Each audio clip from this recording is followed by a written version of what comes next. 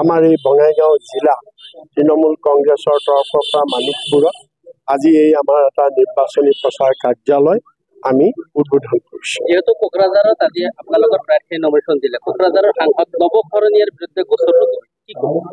সেইটোৰ ওপৰত বিশেষ এইকাৰণে নকওঁ, আদালত সকলোৰে ওপৰত, আইন সকলোৰে ওপৰত।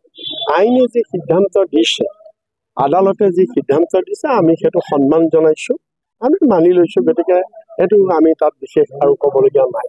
কেইজন প্ৰাৰ্থী বিচাৰে জিকাৰ সম্ভাৱনা নাই, আমি 4টা প্ৰাৰ্থী দিছোঁ, 4টা সমষ্টি। আৰু মই দলৰ ৰাজ্যিক সভাপতি হিচাপে মই কেতিয়াও ক'ব নোৱাৰোঁ যে আমি অমুকটোত হাৰিম আৰু অমুকটোত জিকিম, আমাৰ অমুকটো বেয়া অমুকটো ভাল, সেই কথা মই দলৰ সভাপতি হিচাপে কেতিয়াও কওঁ না। মোৰ হিচাপত আমাৰ 4টাই ভাল, আমি 4টাতে। আজি চৰ্চিত বিষয় আপোনালোকৰ ৰাষ্ট্ৰীয় সভানেত্ৰী মমতা বেনাৰ্জীয়ে গামোচাক অপমান কৰিছে বুলি কৈ আছে, কি ক'ব? সেইবিলাক মিছা কথা, সেইবিলাক বিজেপিয়ে ভয় খাই প্ৰচাৰ কৰিছে, সেইবিলাক বিজেপিৰ অপপ্ৰচাৰ। কালি আপোনালোকে হিমন্ত বিশ্বই কৈছে, মই হিমন্ত বিশ্বক প্ৰত্যাহ্বান জনাইছোঁ। কালি শিলচৰত মমতা বেনাৰ্জীয়ে গোটেই লাইভ চাওক, বিগিনিং টু এণ্ডিং তেওঁ গামোচা পিন্ধি আছে। আপোনালোকে চাইছে নে নাই মই নাজানো, মই দিয়া গামোচাই তেওঁ পিন্ধি আছে বিগিনিং টু এণ্ডিং। এইবিলাক হৈছে বিজেপিৰ এইবিলাক ফটুৱা কাৰবাৰ। তেওঁলোকে যেতিয়া ভয় খায়, ক'বলৈ একো নাই, মমতাৰ বিৰুদ্ধে কি ক'ব, ক'বলৈ একো নাইকিয়া। গতিকে তেওঁলোকে সেই কথাবিলাক কৈছে, গতিকে তেওঁলোকে গামোচা কথা কৈছে।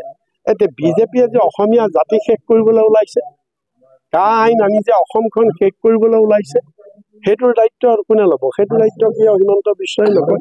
গতিকে এইবিলাক হৈছে সম্পূৰ্ণ মিছা কথা, এইটো এটা অপপ্ৰচাৰ।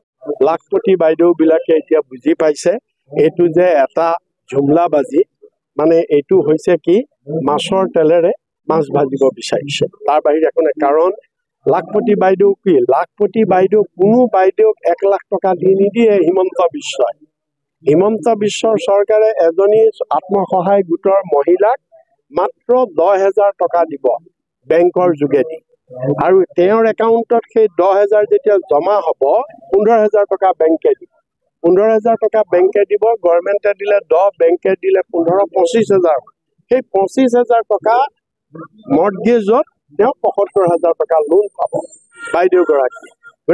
গতিকে চব মিলে 1 লাখ টকা হ'ল। সেইটোৱে হৈছে লাখপতি বাইদেউ, সেইটোৱে লাখপতি বাইদেউ। কিন্তু বাইদেউবিলাকে বুজা নাই, এই যে 75,000 টকা বেংকে লোন দিব, তাৰ তেওঁ ঋণ মাৰিব লাগে, আৰু ঋণ যদি মাৰিব নোৱাৰে, সেই লাখপতি বাইদেউৰ সোণৰ কাণৰ ডিঙিৰ চব গহনা বিক্ৰী কৰিব লাগে। গতিকে বহুতে সহজ সৰল আমাৰ গাঁৱলীয়া মহিলাবিলাকে বুজি পোৱা নাই, আপুনি কি ভাবে?